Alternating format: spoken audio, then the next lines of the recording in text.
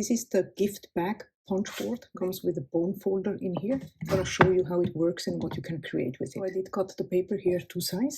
So I'm going to start by adding the paper to the punch board. I'm going to give it a punch, score the horizontal line and then the M line.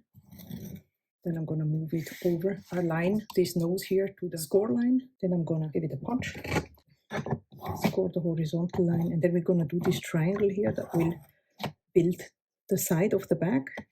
Move it over to align this line here, score the horizontal line and then the M line, and then I'm going to move it over one more time, punch, score the horizontal line, and again the triangle and this side line here, and then one final punch. I'm going to go ahead and crease all the lines